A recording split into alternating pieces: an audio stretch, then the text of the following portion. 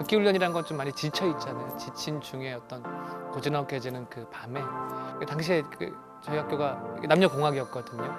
막 친구들이 우는 거예요. 제가 노래를 했는데.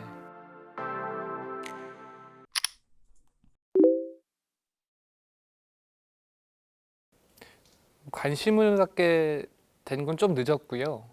자연스럽게 음악을 듣고 접하게 된 건 큰형님이, 저 큰형이 이제 가수를 하시려고 꽤나 노력을 하셨고 또 활동을 하셨어요.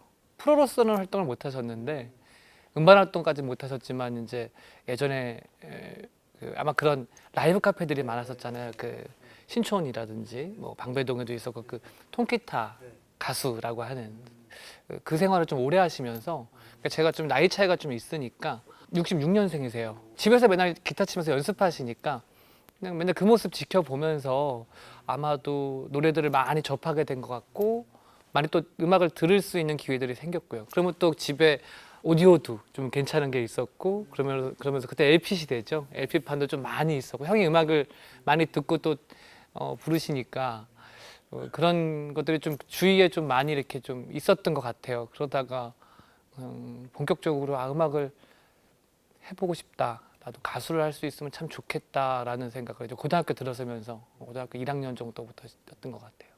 일단 가요들은 뭐 발라드 위주예요. 그러니까 형용량이었는지 모르겠지만 누나들도 또 계시거든요. 그래서 우리나라의 모든 발라드들 곡은 거의 대부분 저한테 입력이 돼 있더라고요. 자꾸 들리니까 그냥 익혀지는 거 있잖아요. 그리고 또 라디오 세대잖아요, 저희가. 또 라디오를 통해서 듣게 되는 그런 또 어떤 그런 라디오 감성이라는 또 심야 방송, 심야 라디오 방송에서 듣게 되는 그런 노래들이 특히나 발라드 곡들, 조용하고 잔잔한 곡들이 많았기 때문에 그런 게 아무래도 좀 가수를 나중에 해서 저의 장르를 선택할 시점이 왔을 때도 좀 많이 영향을 끼치지 않았나 싶고요. 근데 저희 때 또 특히 그 제 나이 때가 락이 또 락과 헤비메탈, 메탈들이 굉장히 많이 유행하던 시절이었어요.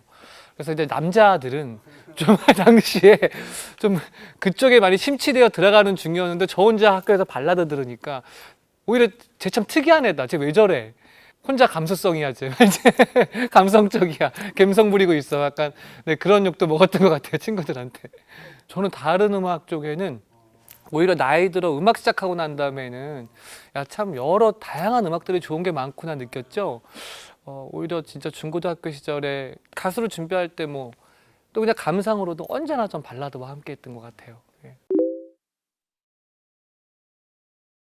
그 학교에서 그 당시에 예전에 극기훈련 같은 걸 이제 가잖아요. 고1 때 갑니다. 이제 봄날이었던 것 같아요. 5월, 6월쯤 날씨 참 좋을 때였던 것 같은데 마지막 날 이제 뭐 촛불 이렇게 켜고 뭐 우리 엄마 아빠도 한번 불러보자도 하고 노래도 같이 하고 또 장기자랑도 하고 하는 시간이 있었는데 거기서 제가 무대에 서게 됐는데 무대에 선 이유가 뭐냐면 그냥 MR이라고 하죠.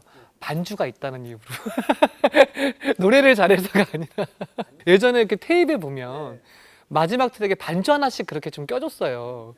저희 반이 뭐 이렇게 특별히 장기가 있는 친구들이 잘 없는 거예요. 그래갖고 그냥 제가 야 혹시 나 이거 반주가 테이프에 있으니까 이 노래 아는 사람 있으면 니네가 갖고 나가서 해. 뭐 어떻게 보면 떼우라는 식으로 해. 그랬더니 또 그 노래를 때마침 아무도 아는 친구가 없는 거예요. 그래서 네가 하래. 네가 그냥 대충 떼우고 나오래. 우리는 지금 할 사람이 없으니까. 그래서 그래 뭐 해본 적은 없지만 그러마 하고 본 건 있으니까요. 형을 통해서 본 게 많으니까. 그래서 알았어. 그럼 내가 대충 어떻게 우리 반의 명예까지는 아니지만 책임은 하고 올게. 다 나가니까. 그리고 그래서 그 극기훈련 자리에서 그 장기자랑에 나가게 된 그때가 저에게는 어떻게 보면 이제 가수를 해야 되겠다라고 결정하게 된 계기가 된 게 노래를 했어요. 그때 당시에 그 박광현 선배님의 한 송이 저 들국화처럼. 네, 어떻게 보면 누나 취향이죠. 누나가 산 앨범을 듣다가 이제 그게 참 좋더라고요. 그 노래를 하게 됐어요. 근데 참 모든 게 맞아떨어졌던 것 같아요. 그 날씨, 바람, 또 극기훈련이란 건 좀 많이 지쳐 있잖아요. 지친 중에 어떤 고즈넉해지는 그 밤에 당시에 저희 학교가 남녀 공학이었거든요. 막 친구들이 우는 거예요. 제가 노래를 했는데 여자 친구들은 좀 감수성이 예민할 때고 여고생들이니까 뭐 발라드 웬만한 거 해서 하여튼 마음에 좀 닿으면 뭐 잘 괜찮게 하면 울 수도 있는데 남자친구들까지 우는 거예요. 이게 지금 어떻게 된 일인가 싶었어요. 그리고 이제 박수도 좀 크게 받고요. 의외로 뭐 한 번도 상상해보지 못했던 일이 벌어진 거죠. 그 자리에서. 예, 제가 혼자 생각으로 아, 나는 모든 걸 지금까지 했을 때 한 번도 인정을 받아본 적이 없는데 뭐 공부를 특별히 잘한 것도 아니었고 뭐 운동을 너무 잘해서 뭐 운동 특기생도 아니었고 뭐 언어에 특별한 제가 뭐 재능이 있는 것도 아니고 뭐 저의 재능을 한 번도 제가 살면서 만나본 적이 없었는데 노래를 하니까 사람들이 이렇게 인정을 해주네. 아, 내가 가수가 되려나? 라는 네, 생각을 하게 됐는데 또 때마침 거기서 그 친구들이 보고서 가수를 해보라고 자꾸 이제 또 부추기는 거죠. 그러다가 정말 부추김뿐만이 아니라 소개까지 시켜준 거예요. 이제 아름아름 해가지고 방송국 라디오 PD 선생님 통해서 또 아들이 있었어요. 그래서 통해서 작곡가도 소개시켜주고 오디션 한번 가서 보라고. 그래서 조금 이제 오디션 기회가 좀 생기다 이제 작곡가 이경섭 씨까지 만나게 된 거죠. 데뷔는 그 이후에 이제 고등학교 졸업하자마자 집을 나오게 되었어요. 연습생으로 발탁이 돼서 작곡가 이경섭 씨에게 금방 앨범을 내게 될 줄 알았어요. 근데 그 후에 4년이 걸리더라고요. 4년을 기다렸어요. 고등학교 졸업하자마자 이경섭 씨 밑에 들어가서 심부름도 하고 뭐 녹음하는 것도 참관하고 뭐 진행도 보고 뭐 필요한 거 계시면 악기도 나르고 이제 뭐 그런 생활들이었죠. 지금처럼 뭐 연습실 내주고요, 방 하나 내주고 트레이너 붙여주고 뭐 춤도 가르쳐주고 연기도 가르쳐주고 외국어도 가르쳐주고 그런 시스템은 전혀 없었어요. 작곡가 형님 녹음하시면 녹음실 청소도 하고 심부름도 하다가 연주 녹음이에요. 뭐 내지는 믹싱하는 날이에요. 그러면 몰래 녹음실 저기 방에 들어가서 문 닫고 들어가서 피아노 치면서 연습하고 기타 치면서 연습하고 그마저도 없으면 그 연습할 때도 없으면 형 차 가지고 키 가지고 나가서 지금 이제 여름 됐잖아요. 여름에 그래도 에어컨이라도 틀고 연습하면 참 좋은데 그러면 또 기름값 나가잖아요. 그러니까 그냥 문 닫고 그 뜨거운 차 안에서 연습하고 그랬던 시절이에요. 그렇게 연습하는 시절이 이제 4년.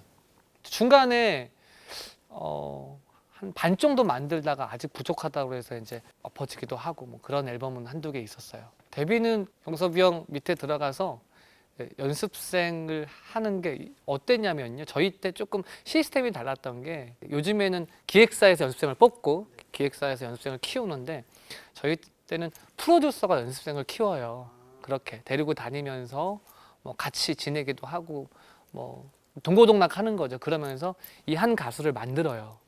그래서 기획사로 데리고 들어가요. 프로듀서를 하면서 헤드 프로듀서를 하면서 데리고 들어가는 형식의 앨범이 굉장히 많았어요. 그런 가수들도 많았고 근데 제가 어떻게 보면 이제 그런 중에 한 명이었던 건데 작곡가 이경섭 씨 밑에서 여기저기 회사에 이제 들어가게 된 거죠.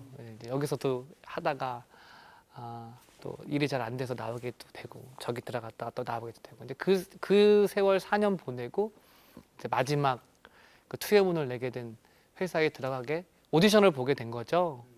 근데 제가 그때 당시에 이제 나이도 딱 22대였거든요. 그래서 영장을 받아놓은 상태였어요. 앨범을 못 내게 되면 이제 군대 가야 되는 상황이고 그리고 그동안 이제 4년 동안 워낙 많이 떨어지기도 떨어졌고 앨범도 많이 제작하다가 엎어지기도 해서 저는 이제 군대를 갔다 오면 더 이상 가수를 할 수가 없었던 상황이었거든요. 또 그 당시에 IMF 때였잖아요. 그래서 집도 굉장히 좀 많이 어려운 시점이었고 제 꿈만 쫓을 수는 없었던 시기였기 때문에 그럼 얼른 군대를 갔다 와서 빨리 군대를 갔다 와서 집에 좀 보탬이 돼야지라는 생각을 하고 마지막 오디션을 진짜 본 거예요. 어떻게 보면 붙으려고 본 게 아니라 그동안에 4년 동안 그래도 해온 게 있으니 유종의 미를 좀 거두고 싶어서 그냥 이대로 끝내기엔 조금 아쉽고 그래도 굉장히 유명하신 그 제작자라고 하시니까 4년의 모든 마무리를 여기서 짓고 군대 갔다 오자라는 마음으로 오디션을 봤는데 때마침 이제 그 오디션에 붙은 거예요. 아마 그 생각 때문에 그랬기 때문에 붙었던 것도 같아요. 제가 나중에 왜 나를 뽑았냐라고 사장님께 여쭤봤어요. 그랬더니 딱 두 마디를 두 말씀을 하시더라고요. 하나는 눈빛이 너무 살아 있었고, 또 하나는 저도 기억이 안 나요. 그 말을 했었던 게. 너 마지막에 뭐라 그러고 나간지 몰라? 그러는 거예요.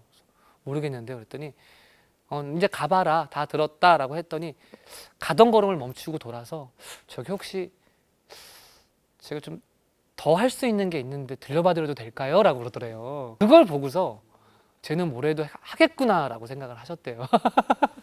원래 그게 아니라 이제 군대 갈 생각이 아쉬워서 그런 건데 네, 해석이 좀 네, 다르게 됐는데 그 말씀을 하시더라고요. 모든 게 그게 참 계획된 기획이었다면 참 좋았겠으나 참 여기 또 슬픈 사연이 하나가 있습니다. 아무래도 뭐 제가 어리고 그리고 이미 이제 연습생으로서 집에서 지원을 받고 뭐 제가 그 가수 활동을 준비한 게 아니었기 때문에 아무래도 좀 뭐 옷을 입어본 적도 없고 촌스럽죠. 아직 뭐 좋게 말하면 풋풋한 건데 나쁘게 말하면 엉망이죠. 진짜 방송에 적합하지 않죠. 근데 그러다가 그때 당시에 사장님께서 앨범을 만들었으니까 이제 앨범을 들고 방송국 구경도 좀 시켜줄 겸 PD님들 인사를 좀 시켰단 말이에요. 근데 인사드리고 제가 조성모입니다. 네, 잘 부탁드립니다 하고 다녔는데 프로듀서께서 보시자마자 야, 얘 좀 촌스럽다 야. 얘 좀 늦게 내보내라. 그런 거예요. 근데 또 그 말씀을 너무 우리 잘 들으신 사장님께서는 뮤직비디오도 조금 내보내지 말아보자 그럼 하신 거죠. 뮤직비디오에도 그러면 얘는 지금 나갈 단계가 아닌 것 같다. 한 3, 4개월 동안은 조금 얼굴 내보내진 말고 그럼 뮤직비디오는 따로 찍고 라디오라든지 좀 공개 방송 위주로 이 친구를 좀 어떻게 훈련을 시킨 이후에 방송과 얼굴을 좀 보여줘야 되겠다라고 하시고 뮤직비디오를 찍으시고 저는 이제 그 라디오 방송, 공개 방송 준비를 하면서 조금씩 하고 있던 차였어요. 제 첫 무대가 유리상자 형님들 콘서트 게스트였거든요. 그래서 좀 잘하는 거 보시고 이제 중간 게스트 시켜주시고 했는데 그 무대가 제 첫 무대였어요. 근데 그런 거 하면서 경험 쌓고 있었던 중이죠. 근데 뮤직비디오를 찍는다고 하셔서 저도 좀 의아하긴 했어요. 뮤직비디오 찍는다고 하시는데 제 역할이 없는 거잖아요. 이상하잖아요. 뮤직비디오 찍고 있으니까 너무 오래요. 넘어갔더니만 이병헌 씨가 있는 거예요.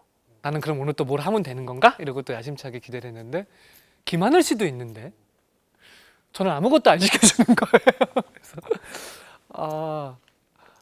난 잘렸구나. 뮤직비디오에서 내 역할이 없구나. 뭐 연기라도 자그마한 역할이라도 시켜줄 줄 알았죠. 근데 전혀 아무 역할 없이 뭐 립싱크도 없이 그냥 집에 다시 돌아왔죠. 섭섭함을 안고. 저는 솔직히 투애분이라는 뮤직비디오에 있어서 참 저를 여러분들께 참 반갑게 인사시켜 드린 참 고마운 작품이긴 하나 아직까지 약간의 섭섭함은 있습니다. 그날의 그 기억 때문인지. 그래서 저는 그 첫날 어떻게 보면 뮤직비디오가 세상에 공개된 날도 그 뮤직비디오가 나가고 난 날 기분이 되게 가수가 된 거잖아요. 이제 오늘로써 정말 가수가 된 거잖아요. 근데 무덤덤했어요. 네, 가수가 된 것 같기는 한데 가수에서 뭔가 어떤 모음 하나 뺀 것 같은 느낌, 뭔가 아직 가수가 되진 않은 것 같은 느낌 같은. 네. 그리고 아니나 다를까 예상에 혹시나 이 노래를 이병헌 씨가 부른 거 아니야? 하지 않겠나? 라고 생각을 또 했는데 아니나 다를까 막 그런 얘기도 나오고 나중에 그래서 좀 섭섭했죠. 네.